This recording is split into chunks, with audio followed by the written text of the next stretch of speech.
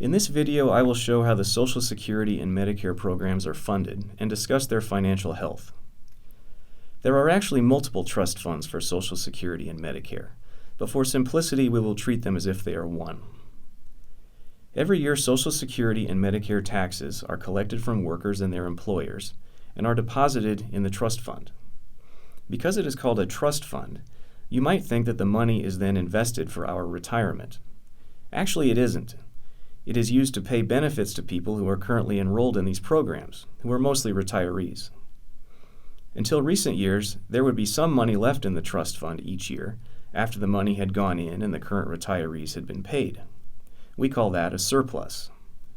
And you might think that this money has been invested for our retirement. However, it has not been invested in the sense that we normally use the word invest. It was instead transferred to the government's general fund, where it was spent.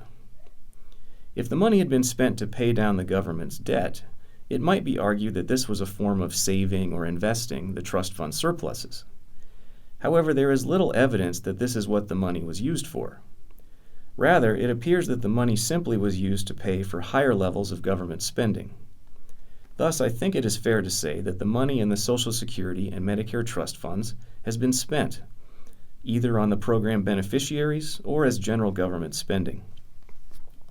Now, when the surplus funds are transferred to the general fund does write an IOU back to the trust fund, promising to pay it back later. This IOU is in the form of a treasury security, and so some people argue that the surpluses have been invested in treasury securities. However, this is quite different from a normal investment. Remember that both of these funds belong to the same entity, the federal government. These IOUs are not arm's length or independent investments that will organically generate returns. When the trust fund calls in these IOUs from the general fund, it is not as if the general fund is holding things like the stocks and bonds of private companies that can be sold to pay back the IOUs. Instead, the only options for paying back the IOUs are to borrow, raise taxes, print money, or cut other spending. Added borrowing is a major reason that the national debt is forecast to explode in the coming decades. Now let's look at a year-by-year picture of what has been happening in the trust fund. The trust fund has recently started to run deficits each year, but it had been running surpluses for much of the last few decades. If we go back to a year such as the year 2000, there was money left over in the fund after collecting that year's taxes and paying that year's benefits. And as just explained, this surplus was transferred to the general fund and spent. The surpluses generally kept getting smaller and smaller every year and eventually became deficits. More money now came out of the fund each year than went in. Why is this now happening? In large part because members of the baby boom generation are beginning to retire, and they have not left enough children and grandchildren behind as workers to pay for their benefits. Over the next few years, the programs may oscillate between deficits and surpluses, but eventually they are projected to consistently run large deficits. And as explained earlier, no independent return-producing investments have been set aside to cover these deficits.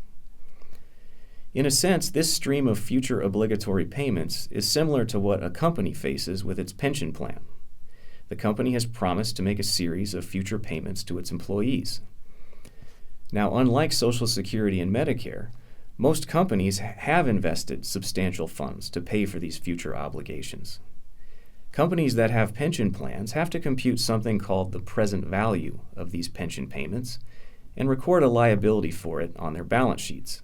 The basic idea is that the present value tells you how much money you need to invest now in order to have enough money to make these future payments.